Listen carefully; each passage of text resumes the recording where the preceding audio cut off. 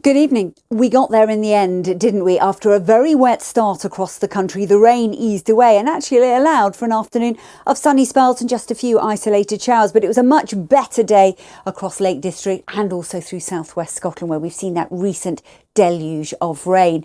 Now there's the rain pushing off into the North Sea. Behind it we had a breezy afternoon with a scattering of showers, but relatively quiet. However, you can see waiting in the wings the next area of low pressure that's arriving through the night tonight, bringing yet more wet and windy weather. Now the difference with this one is because of the strength of the wind, it's going to push through at quite a pace, but the brighter colours denoting the intensity of the rain along west facing slopes. Clearer skies further north and east will mean low single figures, but a greater chance of potentially seeing the aurora. One thing to remember though for all of us as we go through the night is we're saying goodbye to British summertime. We all get an extra hour in bed, but that does mean that it will get darker quicker.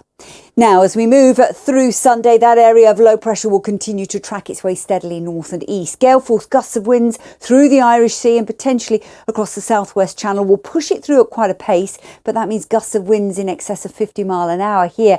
Even inland, we could see gusts of winds widely at around 30 miles an hour, and that rain will tend to grind to a halt in the far north of Scotland, with a scattering of showers along west-facing coasts as well. In terms of the feel of the weather, perhaps not quite as warm as recent days, at 10 to 14 degrees. Now that is going to set a trend as we go into the early half of November. As that area of low pressure continues to track its way steadily north and east, we see the wind direction swinging round to more of a northwesterly, a cooler source that is going to push the milder yellow colours back down to the near continent. The blues take over. That means temperatures are going to be a little cooler than they have been of late. It does mean on Monday there's still the risk of some sharp showers around as well, particularly along those exposed north coasts, and some of them will just push that little bit further south.